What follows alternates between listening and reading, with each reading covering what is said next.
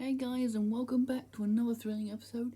And today, what I've got here is A2986. This is my second steam locomotive. Now, hopefully this video won't be too bad, because I kind of already covered quite a bit of the information of A2986 in that 35 subscriber special. So, I don't know if this might be repeating some information, so I'm sorry if I do.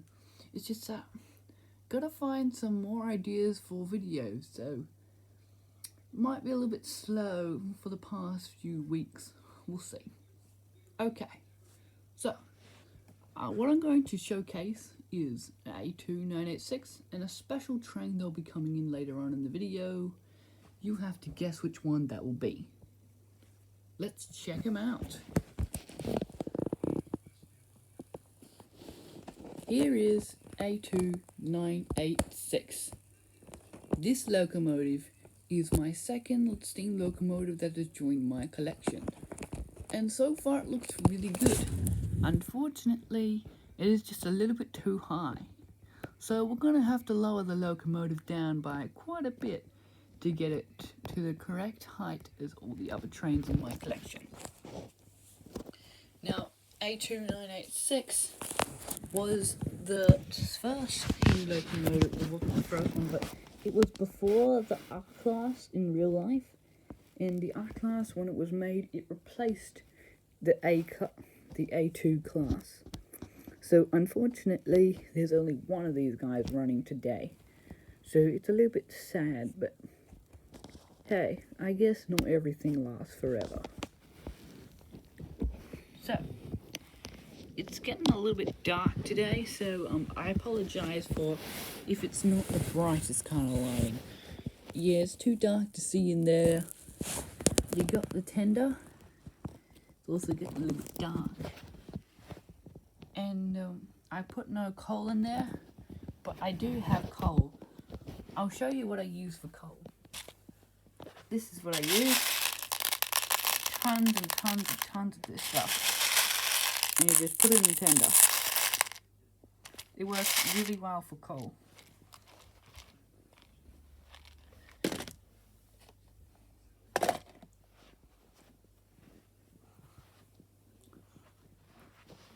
So, yeah, so A2986 is probably one of my most detailed trains in my collection as well. It's also, instead of a 464, is a 460 train, which means it has 4 wheels in the front, 6 big drive wheels in the middle, but no trailing wheels, which is why it's an O. So if you ever get confused on why people say 460, 484, whatever kind of things, but that's for steam locomotives though. Diesels are just like 6 and they have no trailing wheels, obviously, because they didn't need massive drive wheels to get them to work. Steam locomotives need trailing wheels. Well, no, they don't need trailing wheels, but it helps them. They need drive wheels, which are the big wheels, and they need front wheels. Well, they don't need front wheels. I guess they really just need any driving kind of power. So, yeah, but steam locomotives are so cool. And I just recently learned a theory on why steam locomotives are so amazing and so special, and why a lot of people adore these things. And there's just something about steam locomotives that make them so good. Well, I'll tell you why. It's because steam locomotives are the closest thing that man has ever made to an actual living thing. Obviously, it's far from a living thing, but it gives you that sense, that feeling that a living thing would have. Like puffing steam, the sounds it makes, how fast it goes, all the moving parts. It's just so cool, steam locomotives. So that's what I think. Obviously, they ain't a living thing. They're far from a living thing, but they're the closest thing that man has ever made. So, We also have a red passenger carriage. This one was the first carriage that ever made it in my collection, and it's been used in a lot of my realistic LEGO train scenes. So this one is the number one carriage I usually look to or go to put on behind my train and get it and do a realistic scene. Let me know if you want to see another realistic LEGO train scene, because I just don't want to repeat too much things, because it could get a little bit boring if I do that. So I'm trying my best not to repeat things over and over again, which is probably why I haven't done many realistic LEGO train scenes in quite some time. So yeah, that is A2986. It's Tender and the red passenger. You can see the height difference there. It's so bad. Oh my gosh. I'm going to have to change that locomotives for sure. One extra little detail. This locomotive was made in 2019. So, it's around a 2-year-old steam locomotive. So that's cool. But the real one is 100 years old. Over 100. So, yeah, quite an old locomotive there. Now, have you guessed? Put your comments down below and guess what you think the special locomotive is that will be joining us today.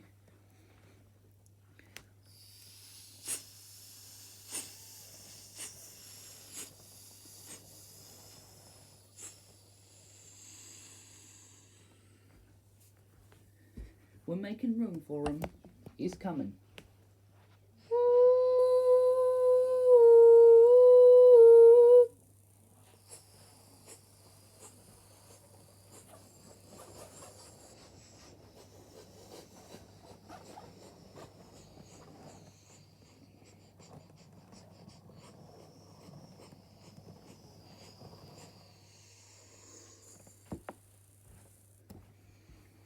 It's Puffing Billy!